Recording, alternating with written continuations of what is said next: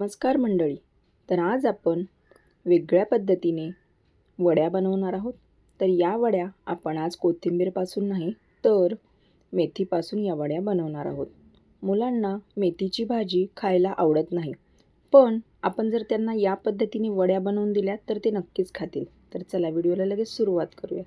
तर इथे मी मेथी चांगली स्वच्छ धुवून घेतलेली आहे. या पद्धतीने आपल्याला मेथीचे पानं घ्यायचे आहेत, जास्त काड्या घ्यायच्या नाही आहेत. आता याला आपण कट करून घेऊयात. तर त्यासाठी मी इथे डाळ भिजत घातलेली आहे. तर इथे मी 1 वाटी हरभऱ्याची डाळ भिजत घातली होती. तर हे पहा, अशा पद्धतीने तुम्हाला हवं असेल तर तुम्ही इथे बेसन पिठाचा सुद्धा उपयोग करू शकतात. तर आता आपल्याला हे मिक्सरला वाटून घ्यायचं आहे. मिरच्या हिरव्या, लसूण, थोडं जिरे आणि कोथिंबीर घालून आपल्याला हे बारीक असं वाटून घ्यायचं आहे. हे पहा, जास्त पण बारीक नाही करायचं, थोडं जाडं-मोठंच ठेवायचं आहे. अशा पद्धतीने जर वड्या बनवल्या तर खूप छान लागतात आणि मुलेसुद्धा आवडीने खातात. आणि त्यानंतर इथे मी काही मसाले घेतलेले आहेत. लाल तिखट, हळद, हिंग, मीठ आणि थोडी धनेपूड. आपल्याला हे सर्व घालून हे मिश्रण चांगलं असं आपल्याला मिक्स करून घ्यायचं आहे. त्यानंतर इथे मी पांढरे तीळ घातलेले आहेत. तिळामुळे या वड्यांना खूप छान अशी चव येते आणि थोडीशी आपल्याला बारीक कट केलेली कोथिंबीर घालायची आहे. त्यानंतर आपल्याला मेथीची भाजी होईल तेवढी बारीक कट करून घ्यायची आहे आणि मग आपल्याला याचा घट्ट असा गोळा मळून घ्यायचा आहे. हे पहा, अशा पद्धतीने मी इथे पीठ मळून घेतलेलं आहे. त्यानंतर इथे मी कढई गरम करायला ठेवलेली आहे.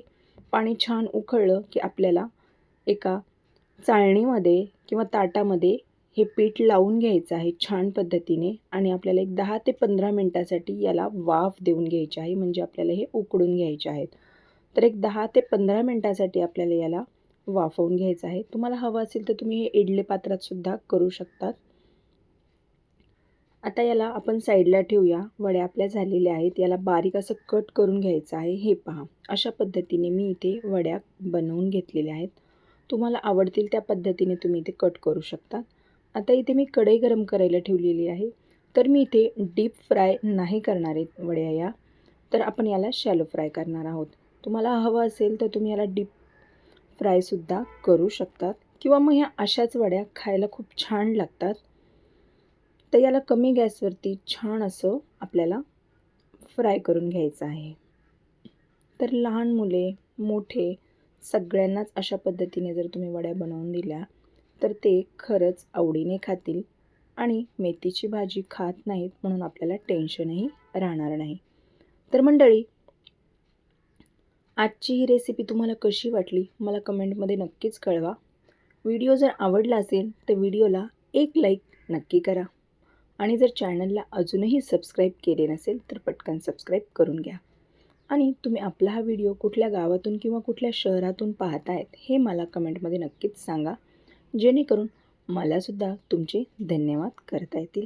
तर चला, पुन्हा भेटूया अशाच एका तुमच्याच आवडत्या नवीन रेसिपीसोबत. तोपर्यंत धन्यवाद.